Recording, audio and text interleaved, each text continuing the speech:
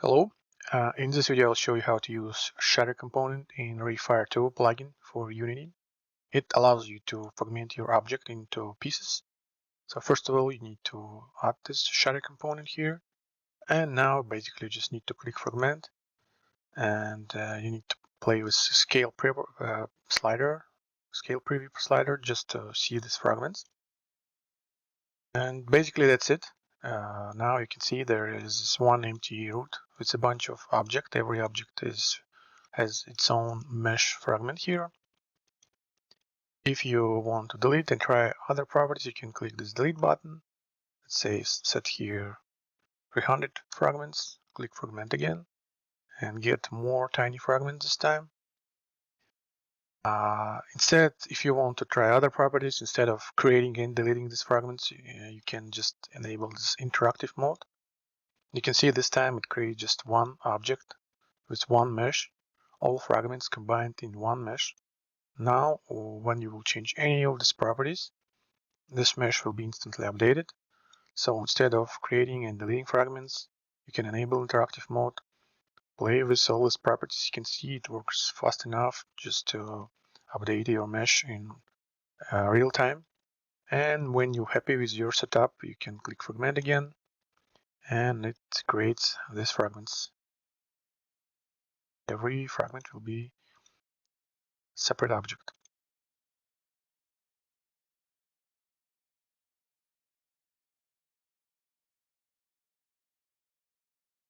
If you will try to create prefab out of these fragments right now, it won't work, because right now all these fragment meshes stored inside scene, and prefab doesn't store any meshes. It only can store references to meshes, and since all meshes stored inside scene, you will lose all the meshes, because as you can see now all the fragments they don't have any meshes, because prefab cannot store references to scene meshes.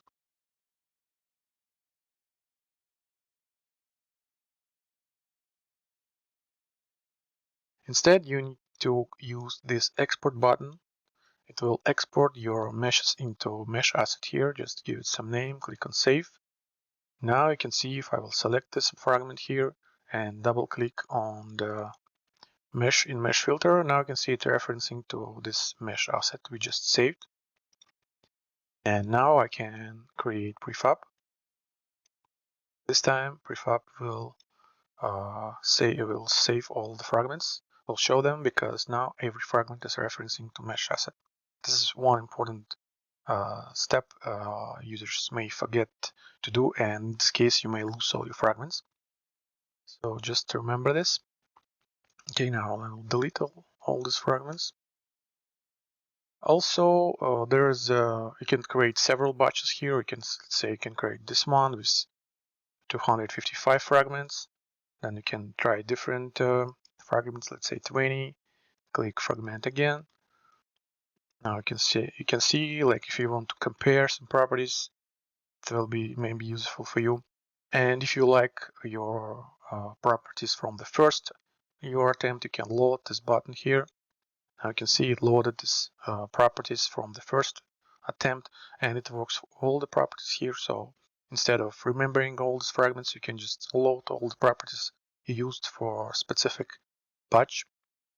And also there's this minus button, which simply allows you to forget all these batches. Now you just have these fragments, and Shatter component does not manage them anyhow and cannot do this. So in previous example, I used default material. This gray material is any kind of texture. But in your case, you obviously will fragment objects with material, with some texture, and you may need to have some inner surface material different from the outer surface. So right now, if you fragment your object without defining this inner surface material here, you'll get one object with one submesh. You can select object, double click on the mesh in the mesh filter. You'll see there's one submesh. If you will delete these fragments and define some material for inner surface like this and fragment now you can see I have this concrete material inside. But now I have two submeshes, outer submesh and inner submesh, and it means that you will have twice as much render batches as if you will use just default material. Also, there is this mapping scale property. You can see that it's kind of blurry right now, so you can play with this mapping scale to get it more detailed.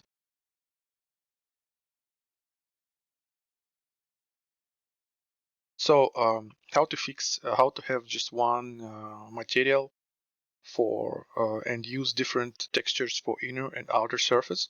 So here I have this mixed material, and it has this mixed texture.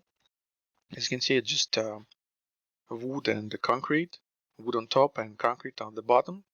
And right now my column is UV mapping for my column is located on the upper part. So if I will apply this mix material here, and I will delete it here.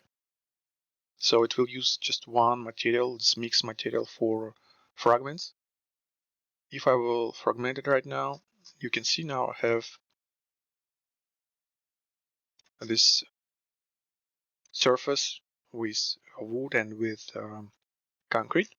And this is how we can fix this. There's a special UV region property.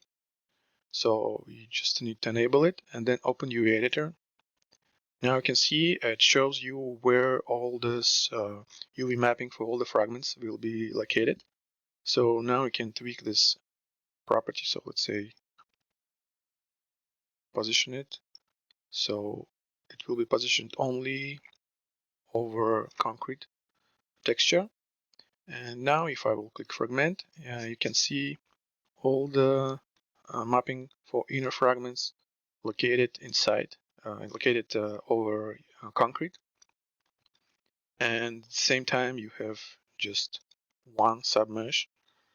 So in this way, you can fragment your object with different surfaces for outer and inner, with different materials for and textures for inner and outer surfaces, and still have one submesh, which is very important in case you have a lot of fragments, because every fragment now will need only one batch renderer instead of two. Okay, now let's take a look all fragmentation types you can use. So first one is Voronoi. It's pretty simple. It creates convex low poly fragments, which means they will be physics friendly. There won't be any kind of unstable simulations because all fragments will not interpenetrate and overlap with each other unless you have mesh elements overlapped with each other. But I will show you later how to fix this. So there are only two properties here. First one defines amount of fragments, and next one defines center. So if I will start increasing it, you can see that it starts dragging this point cloud, which used fragments generation, to the object center. By default, it will move it to object center, but you can change this using this center feature. You need to enable this set checkbox and then define some object as center. So this is this empty object, which I'm using as the center. And now I can enable interactive mode. Now you can see when I move it, it starts moving this center and move or drag all the points to this object.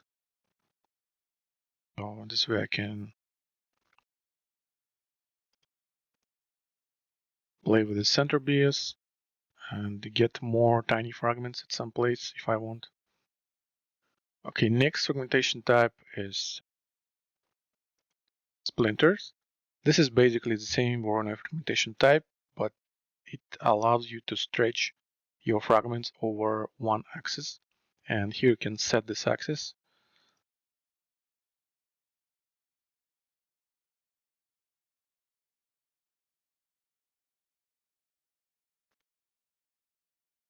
They are still convex. They still will be simulated without any issues, but now you can see they are stretched over this y-axis, and here you can change this axis over which you want to stretch them. So you can stretch them over this 3-axis. And there's also center bias, which I already show you, and there's a strength of stretching. So let me set it Y. As you can see, if I will lower the strength, they will look more like regular Voronoi fragments. But when I start increasing the strength, you can see that they start stretching over this axis. And this way you can create splinters like fragments as a good choice for wooden objects. Next fragmentation type is slabs, and this is also the same Voronoi fragmentation types. It has the same properties, but in this case it allows you to squash your fragments instead of stretching them. It's squashing them, and again you can choose the axis over which you want to squash them. Let me increase the amount of fragments. Again, if I will lower the strength, they will start looking like regular Voronoi fragments, and when I increase the strength, they start squashing it. So in some cases you maybe need something like this.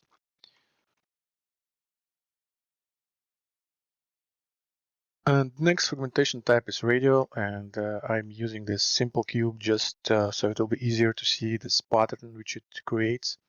So there's a bunch of properties here. Let me use interactive mode. Okay, now you can see it definitely not looks right. So first thing you should do is apply, change the center axis. So in this case, you need to define axis over which it will project this radial fragmentation type.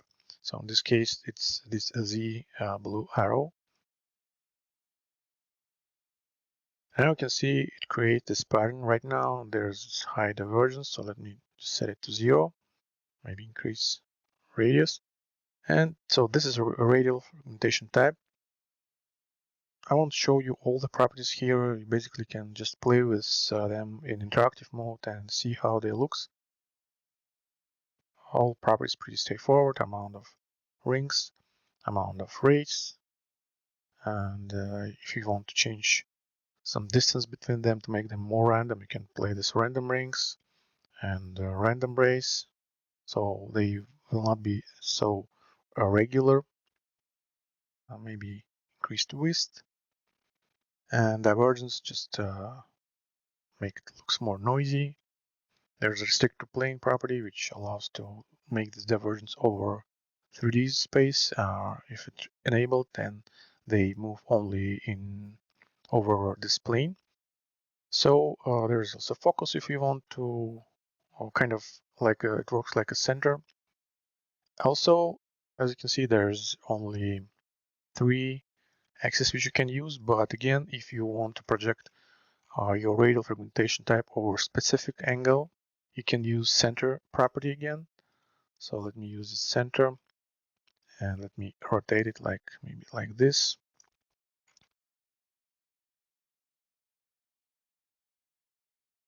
Something like that.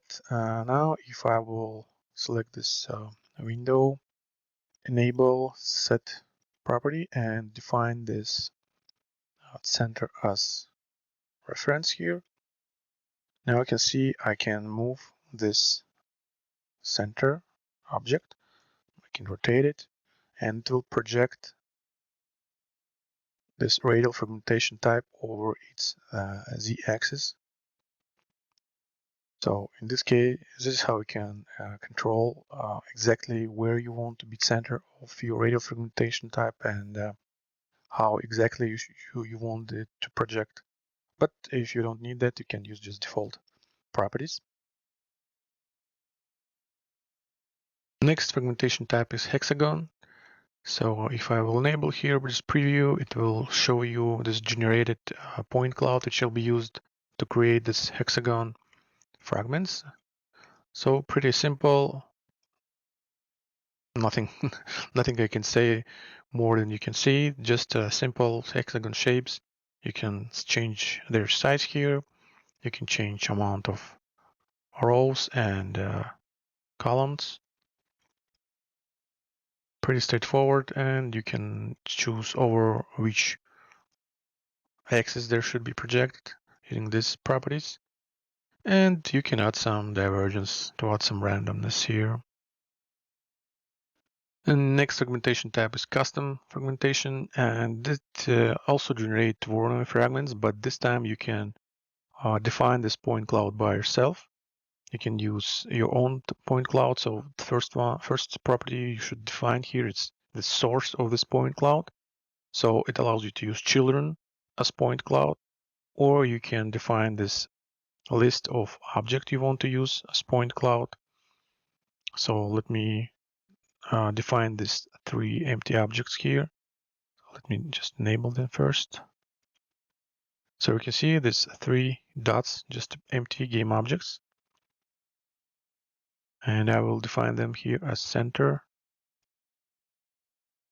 You obviously should do this maybe using some of your scripts instead of adding all of them manually. So now I can enable interactive mode. And let me show first how this point cloud works. So when this use as point cloud set to point cloud, it will use actual objects as one point. So now I can see I can move this point and it will refragment your object. I can add more points, maybe like this. You can see I added 1 point here, and I can add this object here. Now I have 4 points in my point cloud. So in this way, you can fragment your object in specific way you want them to be fragmented. And the next way to use these points, these objects, instead of using just one object as 1 point, you can set here volume points. And this time, every such point will generate around it new points.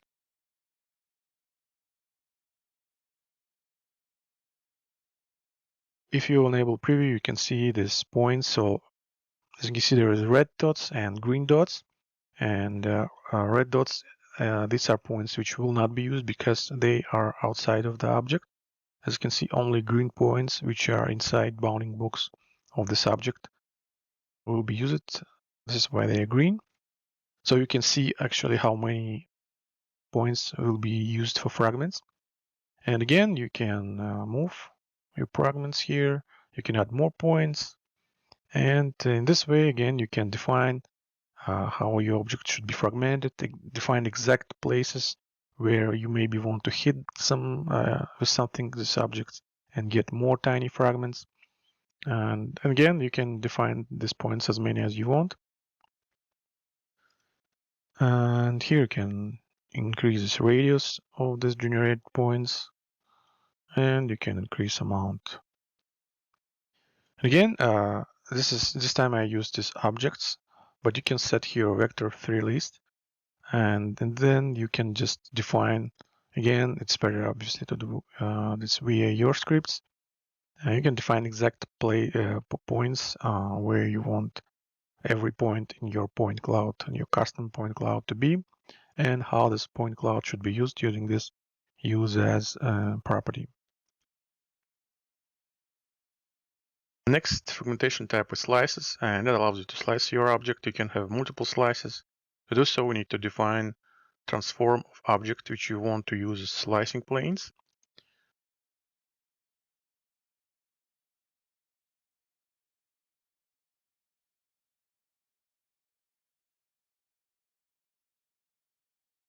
Now we need to define this slicing plane. Right now it's set to X and Z. If you select your object, you can see its local coordinate space. Right now, slicing place should be over this red X and green Y planes. And the same for all the rest of the objects. So let's set here X and Y. Just make sure that you have correct slicing planes here, because otherwise it will use another slicing plane and it won't slice anything. And now you can enable interactive mode.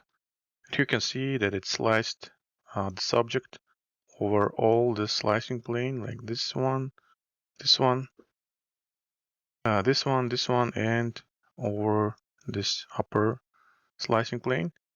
And you can even move them while you interact in interactive mode to tune them as you want. You can see it's reslice them interactively in real time.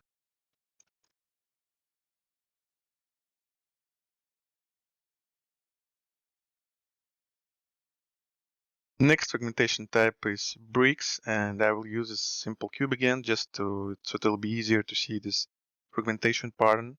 So enable interactive mode, and here your bricks. Just play with scale to see them better. And there are two ways to define brick amount. First one is by exact amount, so I can set here amount over x-axis. Right now it's 3. So let's increase it here, and also I will increase amount over y-axis. And as you can see, z-axis amount is 0, which means that there will be only one layer of bricks. Doesn't matter how big your object will be, but you can increase it as well and create this extra layer, depth, kind of in depth layers of bricks. Also, you can define body size, exact size as you want, but it's easier for me to use. So you can increase size to get more, less bricks, and decrease size to get more bricks. But let's use by amount here. And also there's size variation over every axis, so we can start play with this value just to get more random bricks in size. You can do this over every axis, and you can offset them. So by default, this is how it looks like without offset. So let's add some offset here.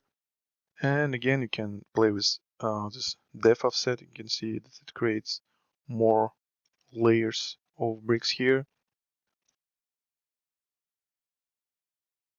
And also, just like with radial fragmentation, you can define the center object. Enables set center here, and then just drag and drop some object to be defined as the center. And right now, as you can see, by default, when you don't use center object, all bricks lined up over object axis. But if you want to kind of rotate this pattern, then you can use a center helper, and then just rotate this object, and you'll see that it start rotating the slices over center object local space. So basically, this is how you can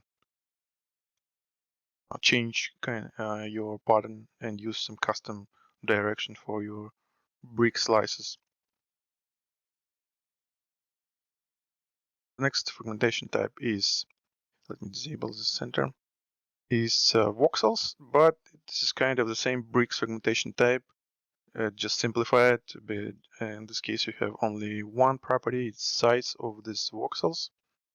So it basically create the same bricks without any offset, and this fixed size for all axes. In case you may need to just to get some cubes out of your object. And the last fragmentation type is Decompose, and it simply allows you to detach your elements of your mesh. And by elements, I mean a group of triangles that are connected with each other by the vertices, but not connected with the rest of the mesh, like this handle, like this top part. So they may overlap with the rest of the mesh, but it doesn't mean that they are connected by vertices.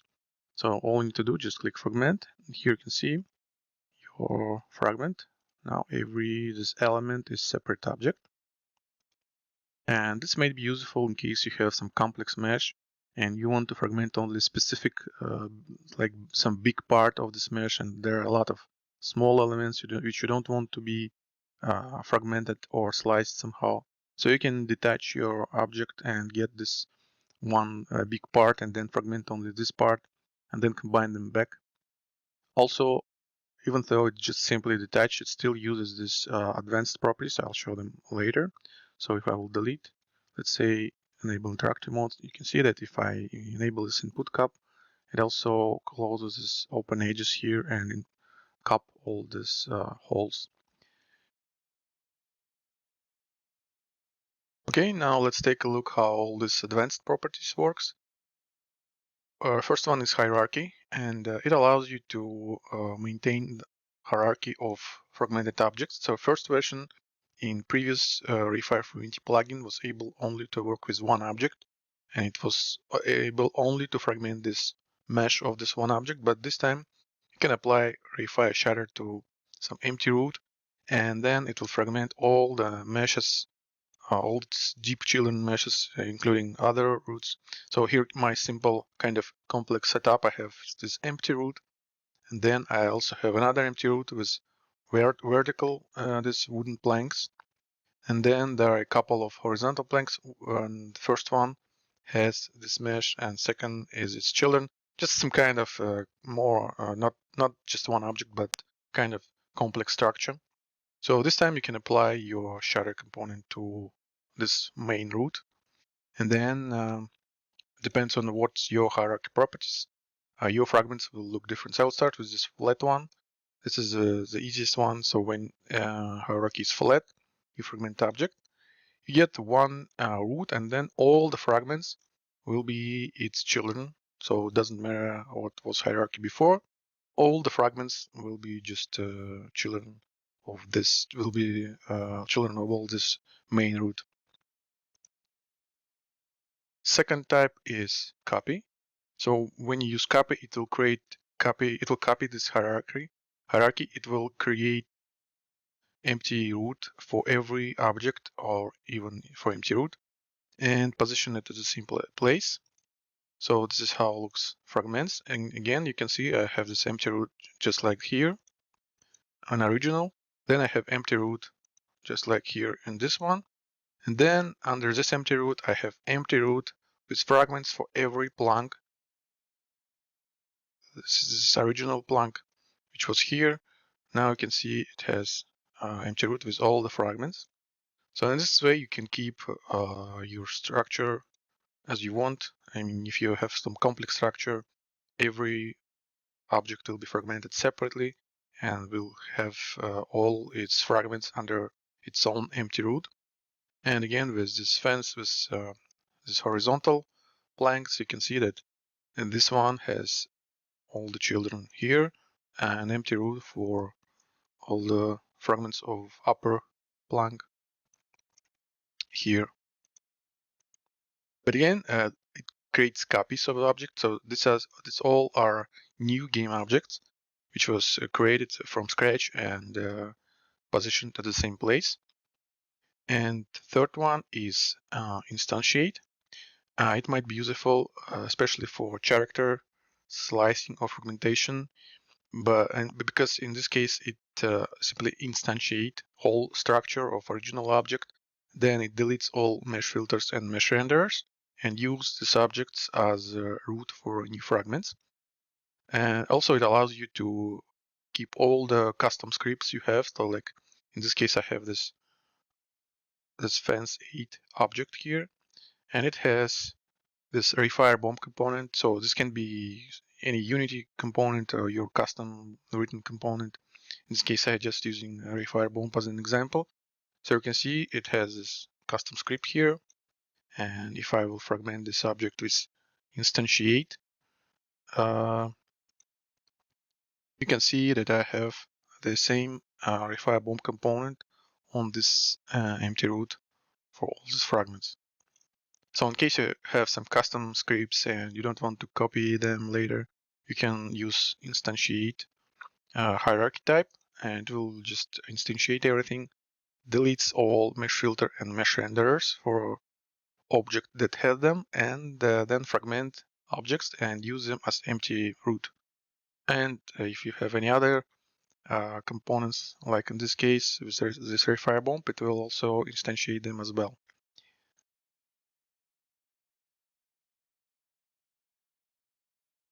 So next property is the slice type property. It has 3 types: hybrid, forced cut, and forced cup.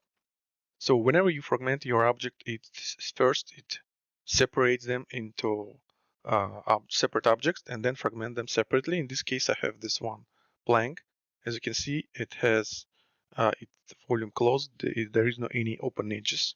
And then I have this a bunch of this plank, but this is still one mesh. And as you can see, this mesh has this 3 planks. They have this open edges here. No, so the volume is open. So all this mesh, all the planks here considered as a mesh with open volume. So when you fragment this kind of object, if your slice type is set to hybrid, it will create fragments with inner surface for objects with closed volume, and it will simply cut surface of objects that has no closed volume. This fence, it had open volume, so plugin simply cut its surface. This is what means hybrid. Let's say you have tree, and this tree will have trunk with closed volume, and there will be leaves with some texture with alpha channel, and you will need to create inner surface for fragmented trunk, but you don't will need to create inner surface for leaves on this tree. You only will need to cut its surface. So this is when you should use this hybrid mode.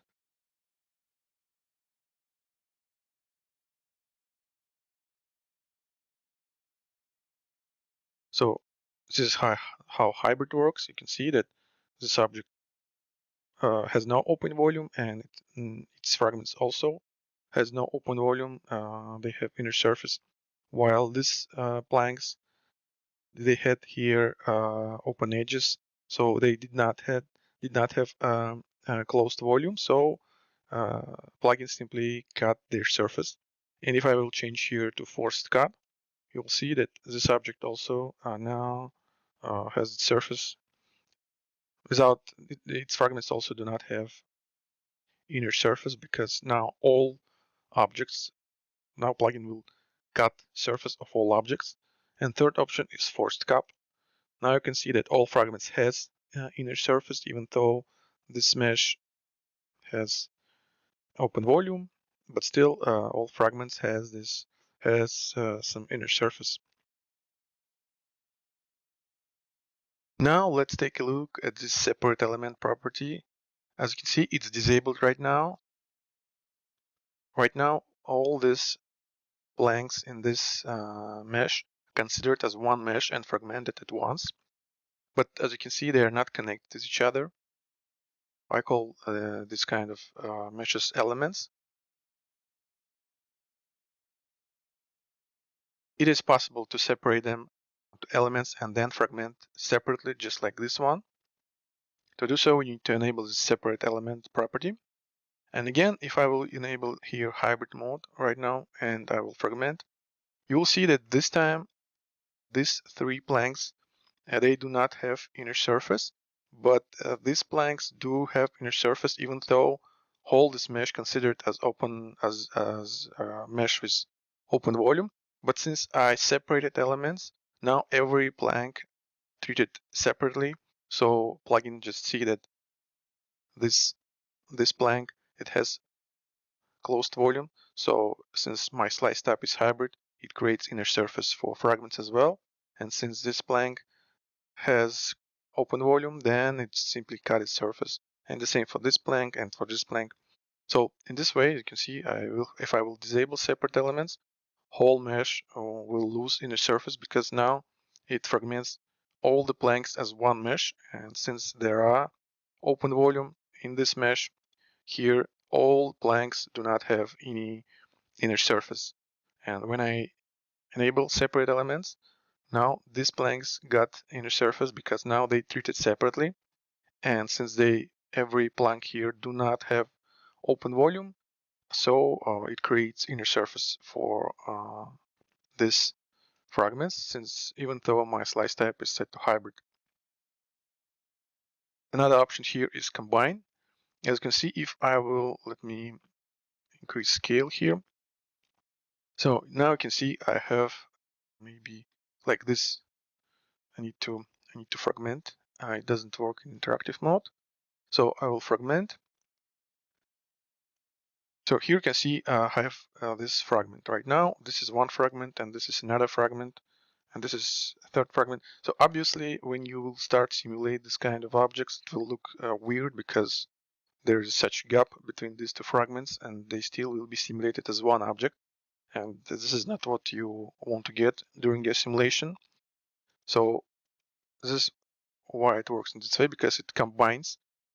When you fragment the object, it generates this point cloud, and every point then generate one fragment around its point. So one point may include part of the mesh from this plank and part of the mesh from this plank, and this will be just one fragment, and it will be then simulated as one. And obviously, this is not how it should look like.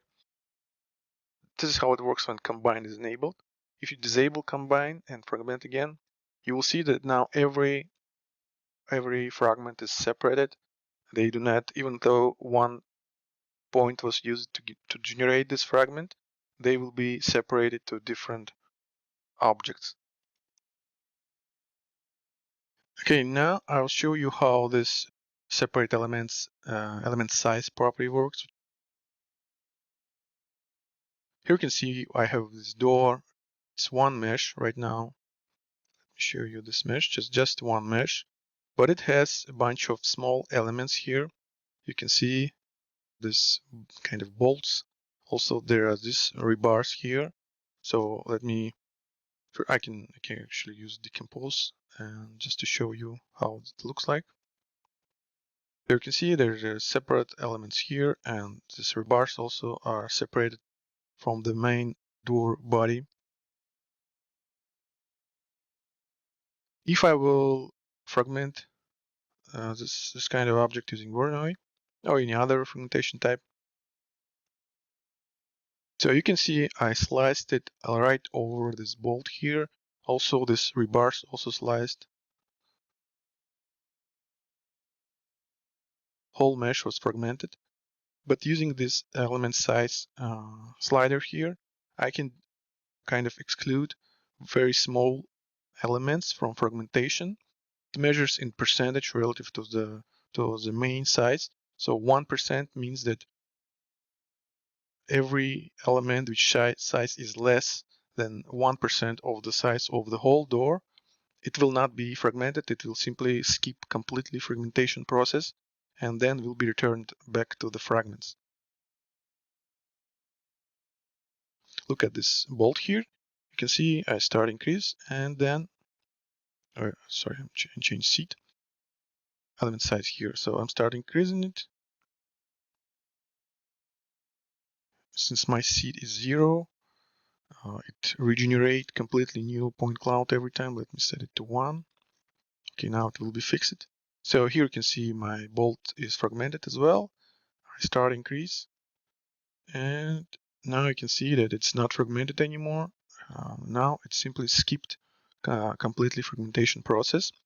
Now take a look at these rebars. They're big in size, so if I want to exclude them as well, I can simply increase this element size property. And now you can see that after like 22% of the size of original door, they also stop being fragmented as well and returned this.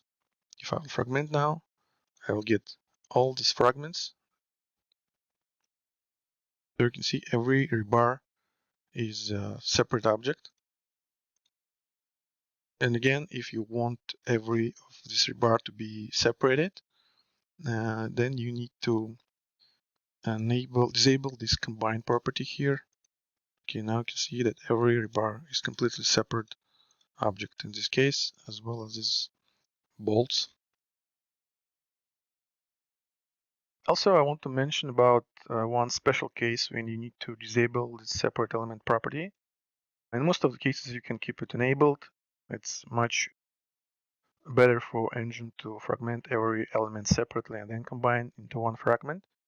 But in this case, I have this barrel and I have this outer surface, and there is also inside this inner surface. And these two surfaces are not connected to each other. If I will fragment this object with disabled separate elements, I mean, if I will separate elements, let me enable it and fragment, then you will see that its fragments doesn't look good. You see that there is no any inner surface. This is because it fragmented outer surface as one solid mesh without any inner surface considered. So this is why you need to disable separate elements for this kind of objects. You can see the difference now. Because now when I disable separate elements property, now it fragments both inner surface and outer surface as one mesh. And only in this case, it can create this inner surface and outer surface, fragment with inner and outer surface in the right way. So remember this, if you have object with not connected inner and outer surface, you should disable separate elements, because otherwise you will get these weird fragments. And next property is input cap. So this property allows you to automatically cap all the meshes with open edges. It works only if this open edge is pretty simple to cap. I mean, don't expect from this feature too much. If you have like crazy curved open edges, then it probably will fail to cap them, or it will cap them, but not in a good way. So this is something you should fix in your mesh on your own. But if this is something simple, like in this case, you can automatically cap this kind of open edges using this input cap. So let me enable interactive mode. So you can see, as in previous example I showed you, I will disable separate elements. Now again we go back to this one plank which has no open edges, so all these fragments has inner surface, and for this mesh it has open edges here, so all fragments has no inner surface. If you will enable this input cap before start to fragment them, it will cap all open edges for this mesh, and then it will be treated as mesh with closed volume because there is no any open edges. And even though it's set to hybrid, it still will create fragments with inner surface because you used input cap. So if you fragment some kind of tree with leaves, or maybe some barn with hay, with some texture, with alpha channel, then it's better to disable this input cap property, because in some cases you don't need to cap open edges for all the meshes you fragment. But this is how it works. In case you have some one simple mesh and it has some open volume, then you can simply fix this by enabling this input precap, and then you will get nice fragments with inner surface. And another property here is output cap property. And if input cap affects meshes before they were fragmented, output cap works for fragments. So if you have fragments with open edge after all, then output cap will try to fragment them. So now let me enable interactive mode. I'll set here forced cap, let's say like this. So now all fragments, when they generated, they will be tried to cap their inner surface here. But since I didn't enable input cap here, there are still fragments with open edges here. So if I will enable output cap right now, you can see that it cap only this open edges here for these fragments. Of course, I can input cap, then I will first cap this open edges, and then all mesh will be fragmented. But sometimes you may do not need to use input cap, so there still will be some open edges somewhere, and then you may need to close them after object was fragmented. So next property is original scale property. By default, it's disabled. So here's my stub. Here I have this column. Its scale is 1, 1, 1. Then I have another column as a child. It has scale 0.7, and another child with scale 0.6. So if my original scale is disabled and I fragment object, I will select fragment right now. So you can see my scale for this main root is 1, 1, 1.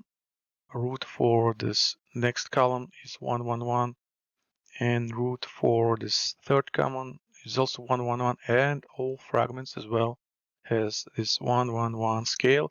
And I personally advise you to have all fragments with the scale as 1, 1, 1, and with roots also with scale 1, 1, 1, because if you later will start moving them from this parent to another parent, and if the parent scale is different, then you will start getting all kind of issues. So it's just better to keep all scales as 1, 1, 1.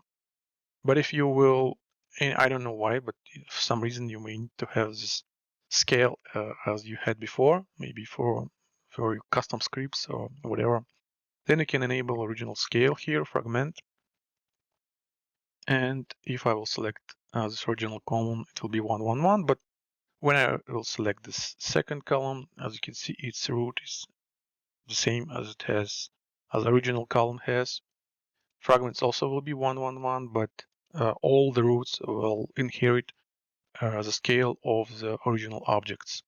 So maybe in some cases you may need to have the scale on the roots. In this case, you can enable this original scale toggle. So next property is smooth. It allows you to smooth normals for your fragments. So let me fragment first with like this. Here, let's take a look at this fragment. So you can see all its inner surface has this crease patch.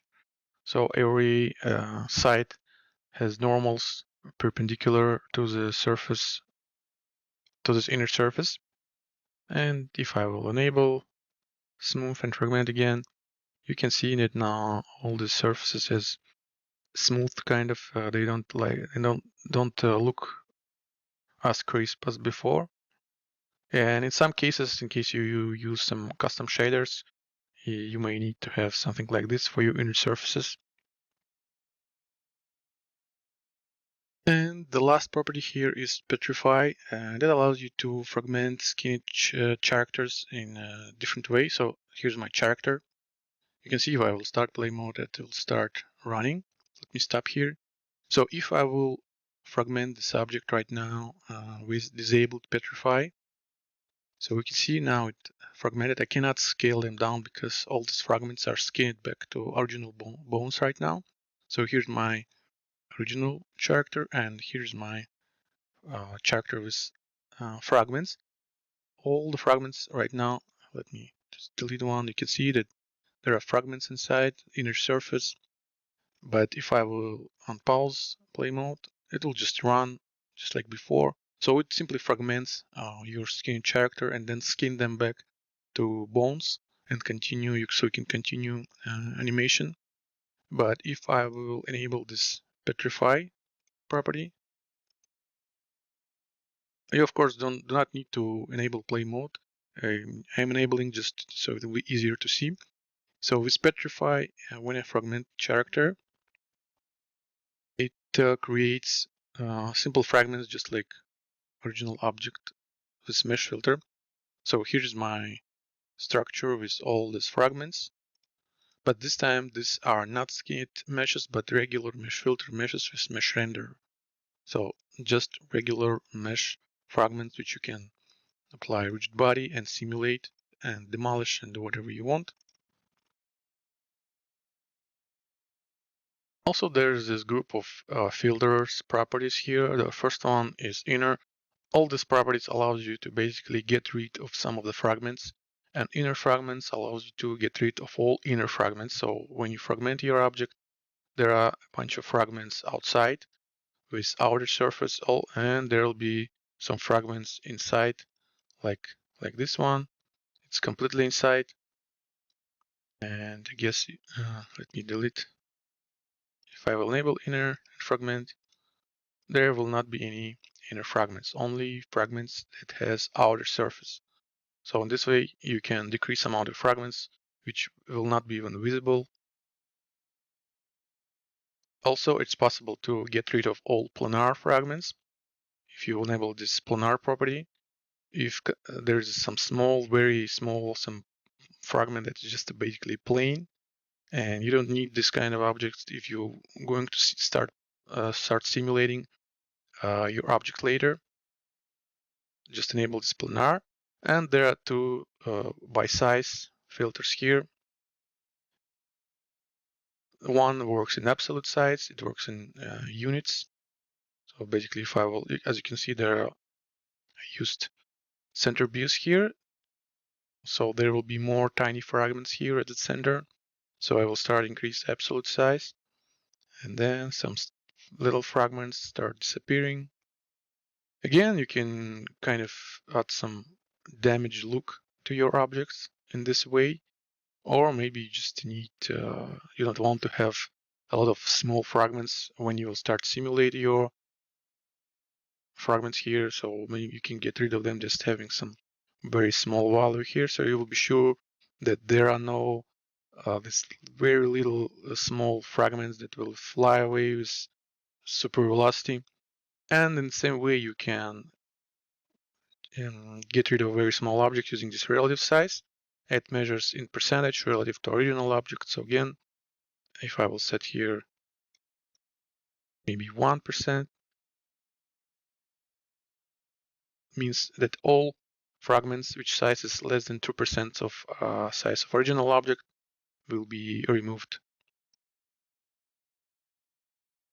Next, a group of properties is cluster properties. So it allows you to clusterize a group of your fragments into one concave shape. So this is how this object looks fragmented using Voronoi fragmentation. And if I enable clusters, you can see that it combines this meshes into groups. Here you can define amount of such groups. And using the seed, you can change the way they looks. And using debris, you can exclude some of the fragments from being clusterized near the edges of these clusters.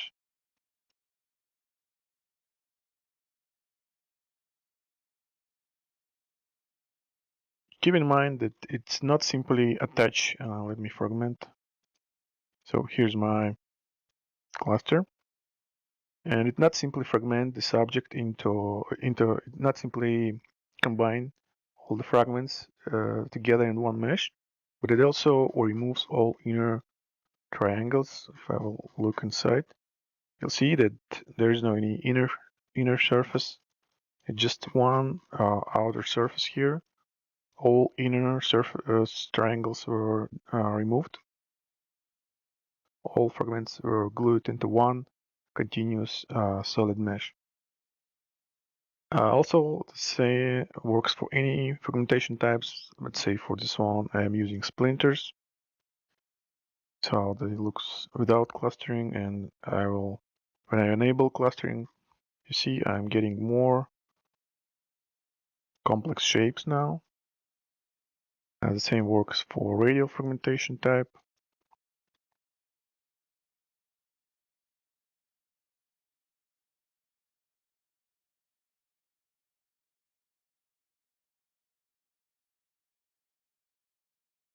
And for bricks as well.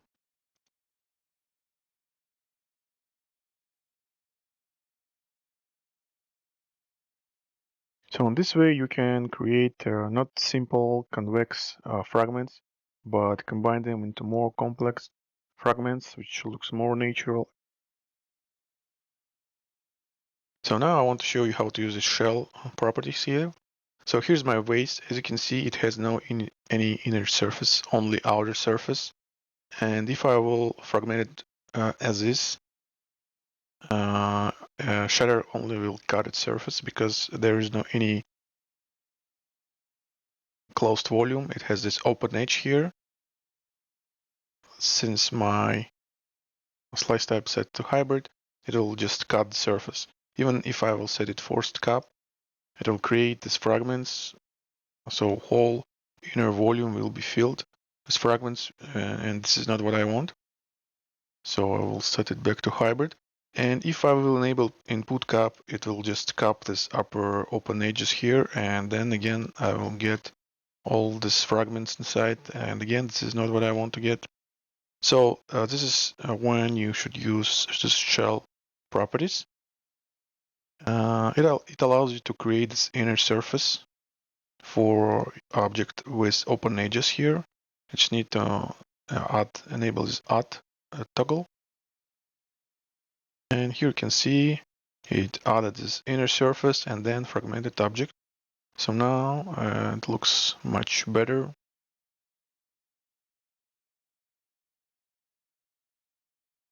Got this inner surface, and using this thickness property, you can define this shell, the thickness of this shell inside.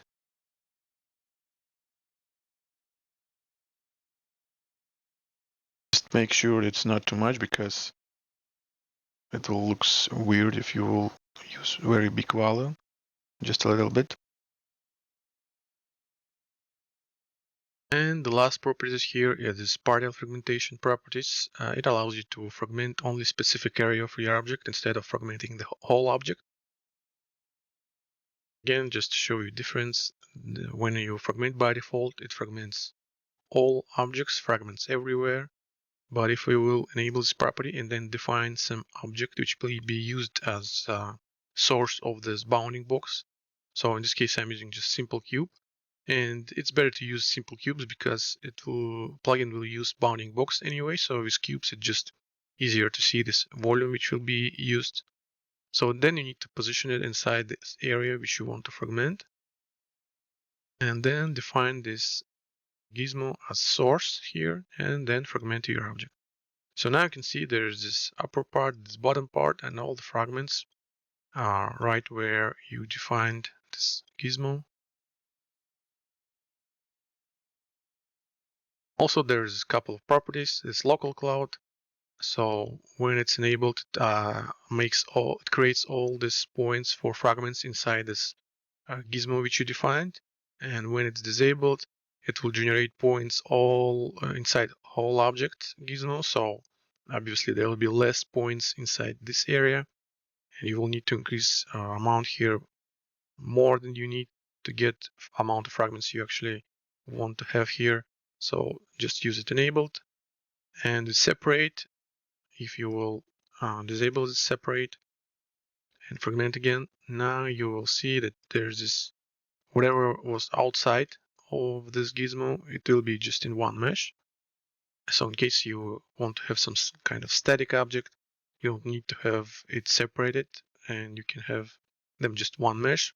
And then when you will simulate your objects, you can just say, let's say just select this object and then a couple of objects here, and make them static and then simulate this part. So when you will demolish it somehow later, you will get this nice and noisy pieces of column on top and at the bottom. So it will look more natural instead if you'll just use it like this. And now I just want to quickly show you how to fragment all these different objects here. So you won't need to look a whole tutorial just to see how every property works. If you have this hollow object which has another inner surface, which is not connected with outer surface. So to fragment such object, you need to disable this separate element property. Only in this case, you will get this fragments right. If you will enable this separate elements property, you will see it will not create this correct fragments because it will fragment every outer surface separately and inner surface separately and then create all this weird fragments. So remember, hollow objects should be fragmented with disabled separate elements property.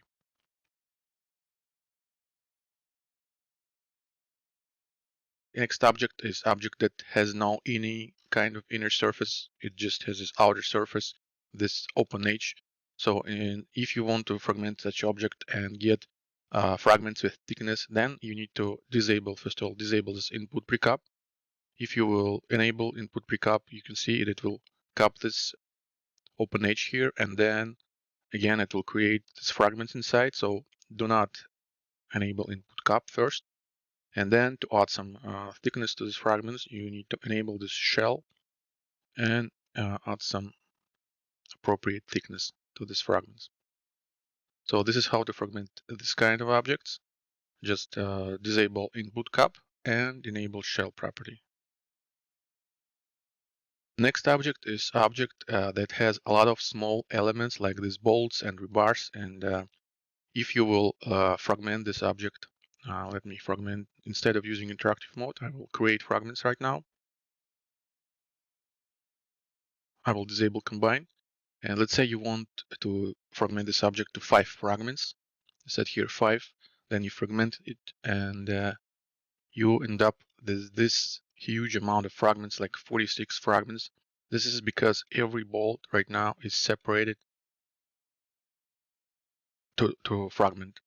So in order to avoid this, you need to enable this combine property. So when all elements will be detached and then combined back, you will get this 5 fragments which you wanted to get. So now you can see that I have this fragment and it consists of this bolts here. This fragment has these bolts here. Or you can just simply disable these separate elements. And in this case, again, it will fragment whole object as one object.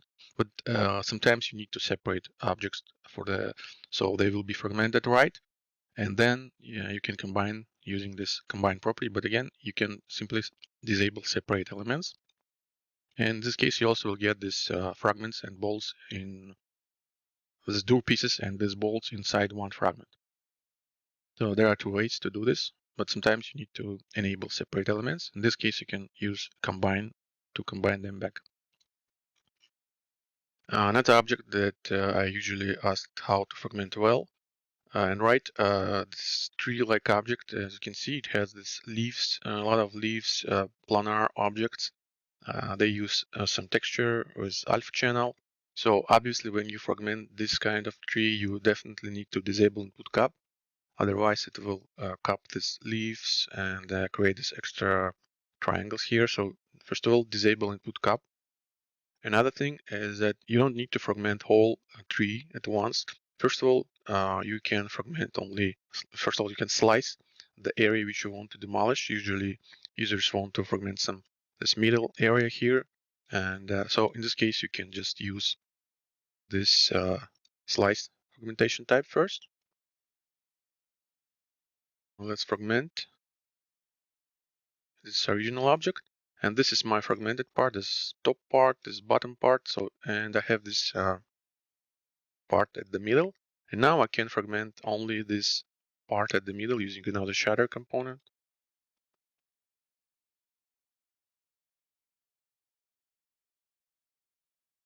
As you can see, it has open edges here, so I will use input cap now, and I will use this splinters fragmentation type to get these spiky fragments.